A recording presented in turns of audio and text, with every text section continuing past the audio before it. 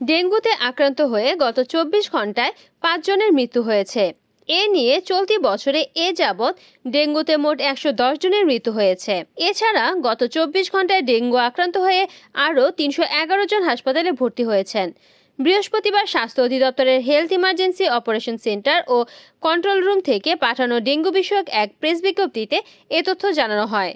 স্বাস্থ্য অধিদপ্তর জানিয়েছে, গত একদিনে ডেঙ্গুতে ঢাকা দক্ষিণ সিটি কর্পোরেশনের ৩ জন মারা গেছে। পাশাপাশি এই সময়ে রাজশাহী বিভাগে ২ জনের মৃত্যু হয়েছে। অন্যদিকে গত ২৪ ঘন্টায় বরিশাল বিভাগে সবচেয়ে বেশি ডেঙ্গু রোগী হাসপাতালে ভর্তি হয়েছে। এছাড়াও গত একদিনে ঢাকা দক্ষিণ সিটি কর্পোরেশনে ৬১ জন, ঢাকা উত্তর সিটি কর্পোরেশনে ৫১ জন, ঢাকা বিভাগে ৪২ জন, চট্টগ্রাম বিভাগে ৩৭ জন, রাজশাহী বিভাগে ২১ জন, খুলনা বিভাগে ১৫ জন ও ময়মনসিংহ বিভাগে ২ জন ডেঙ্গু নিয়ে হাসপাতালে ভর্তি হয়েছে। স্বাস্থ্য অধিদপ্তরের প্রতিবেদন অনুযায়ী চলতি বছর ১ জানুয়ারি থেকে বৃহস্পতিবার পর্যন্ত ডেঙ্গুতে মোট ১১০ জন মারা গেছেন। এর মধ্যে সবচেয়ে বেশি মৃত্যু হয়েছে ঢাকা দক্ষিণ city কর্পোরেশনে।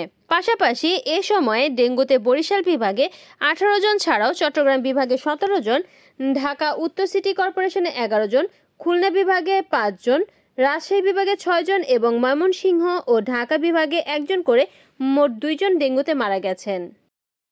Desk news, Kamruzzaman Kamrul, NN TV।